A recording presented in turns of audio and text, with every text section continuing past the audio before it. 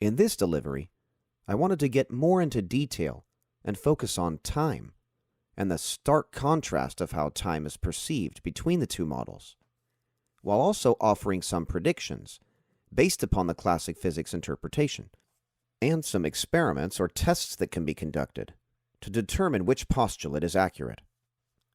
But when it comes to time and how observers perceive reality, classic physics is the exact opposite to the perspective of relativity.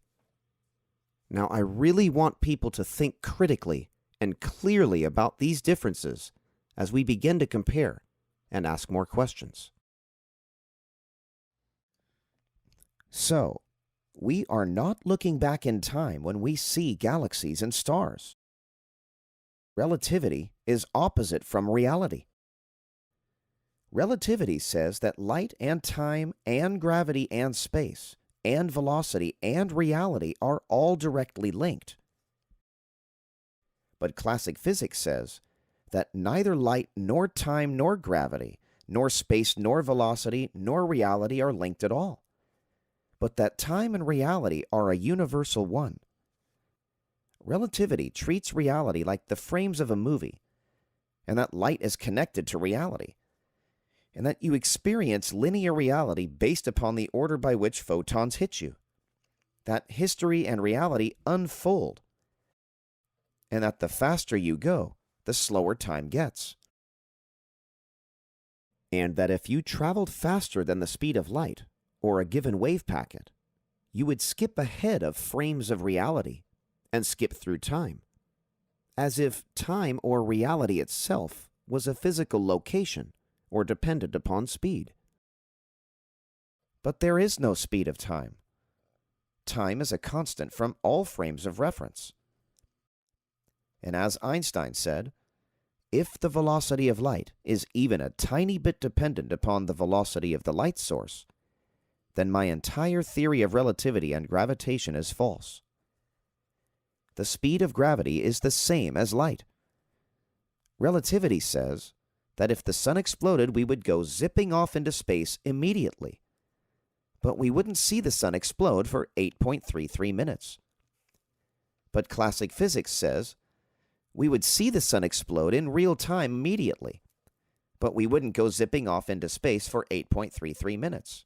The opposite.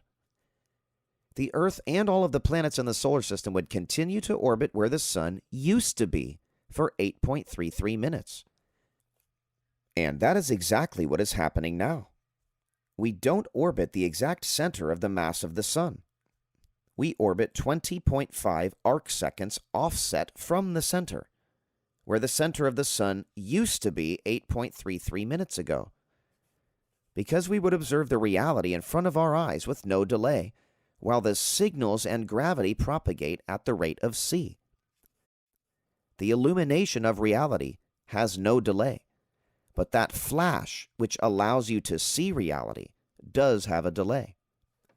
There's no need for fourth dimensions, or space curvature, or black holes, no need for reality delays or time delays, even though clocks will differ from distant locations, because it takes time for the sync to propagate, not that it takes time for reality to propagate and catch up with the sync.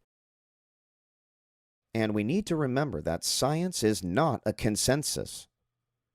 Yet, a lot of people treat science like a court of law, with a select few who hold the gavel.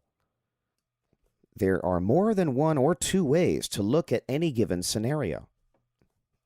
Yet most people have not been introduced to any credible alternatives to relativity. There is a new distinction to be made between illumination and the ability to observe reality as it's happening now, in real time, versus a terahertz wavelength or frequency propagating, or any wavelength of the electromagnetic spectrum. But illumination propagates at c, and as soon as a wave packet of visible light allows you to observe a given location, it will appear as a flash. And then all of a sudden, it will be as if you have always been able to observe the location. A wave packet can propagate, which will ionize a media, or cause illumination of that media or matter. Even a collimated laser beam can be seen from all sides spherically in 3D space, as long as there is a surrounding media to illuminate. But a location is either illuminated or it is not. Once a wave packet illuminates a location, it will appear as a flash, and then that location will be observed in real time. Reality does not have any delay, but signals propagating in reality can delay. And it can take some time before you are able to see your location.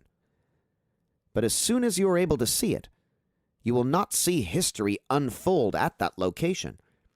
You will just be able to see that place in real time.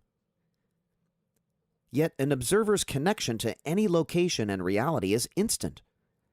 It's just that once a location is illuminated, you can see it in the now. We can never see into the past, even when we see distant galaxies. There is no delay in reality. Relativity claims that reality unfolds in the order by which photons hit you, that reality itself is an emission. But science is about constantly trying to disprove a theory, a claim, or study.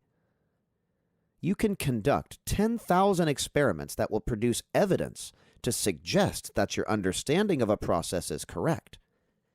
But if after 10,001 experiments you get a different result, you must account for the new information and abandon the former hypothesis, and then develop a new theory based upon that new hypothetical scenario.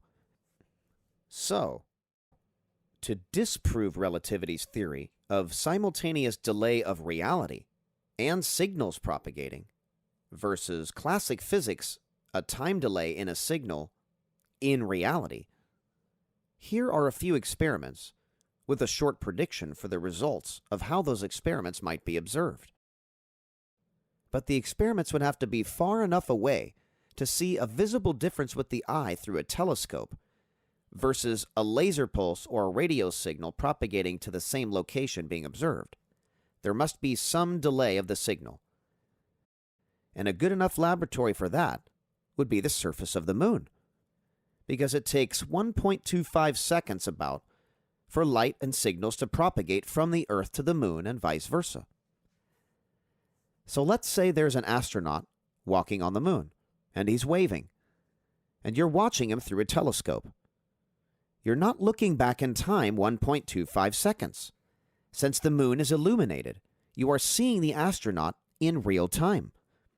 It wouldn't matter how far away people are observing. There could be an observer with a telescope on Mars, on Venus, and on Mercury.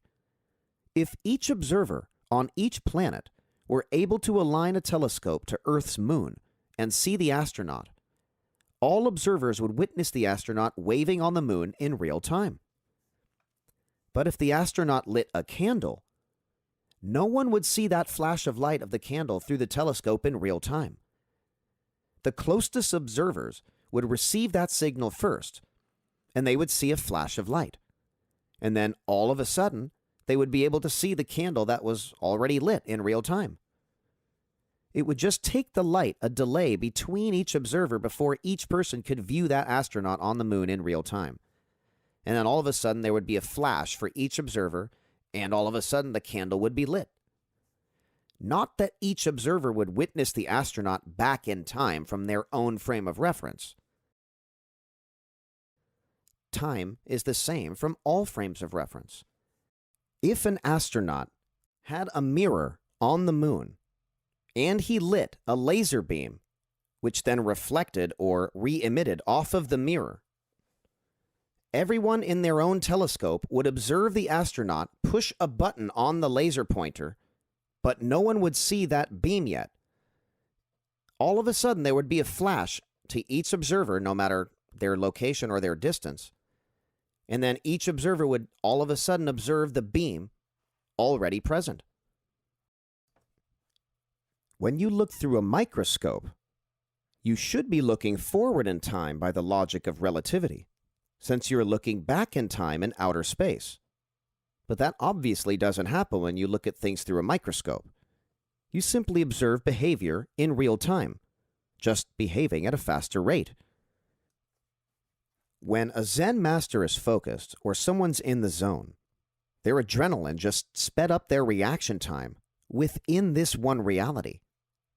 Time cannot slow down, but your brain can speed up. Reality is. Reality is not partitioned in frames dependent upon packets of light. How many thoughts can you have in 1 second? What is the limit to how much you can realize with each epiphany? When athletes are in the zone, reality and time is not affected at all. It's just their rate of motor skills and reaction time and quality of thought are sped up. A fly and tiny bugs do not experience time differently. They just have a faster reaction time within this one reality. Once humanity achieves getting to Mars, a powerful enough telescope during the right time of year would be needed to observe the location in real time. So even though the astronauts are waving in real time and sending a signal, the signal would not reach us for 3.03 minutes, yet we would still be watching them waving and doing their thing for 3 minutes in real time. Not a delay in what we see, only a delay in what is transmitted, until we would see a flash of light or suddenly receive a radio transmission.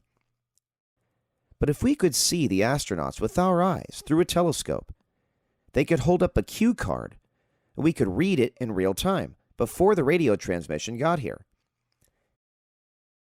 If Mars blew up, we would see the planet explode in real time through a telescope, but we wouldn't hear the screams of the audio for 3 minutes. We would watch the destruction, but the distress signal wouldn't come for 3 minutes later.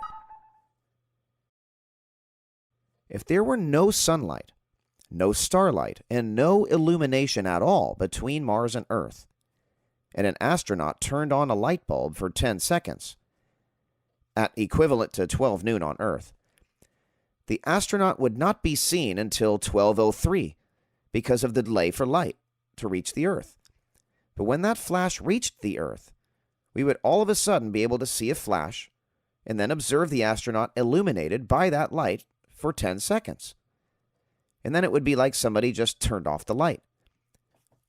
We would observe whatever the astronaut is doing 3 minutes after he sent the pulse. We would see him in real time for 10 seconds. Just that particular light packet used to illuminate the location would have a 3-minute delay. Not that you would see the history unfold within the packet of light according to the order by which photons hit you, since time is the same from all frames of reference. Relativity wrongfully attributes light as being a recording of reality, and when you're looking at distant locations, they say you're looking back in time equal to the distance it takes light to travel from that location. But we aren't looking back in time at all. Here are some depictions of a scenario that could eventually be tested to show an irreconcilable difference between what relativity suggests we should see versus what we actually see in reality.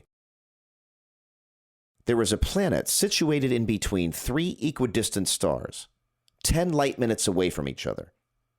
Each of the 3 stars is producing a monochromatic light, a red light, a blue light, and a green light.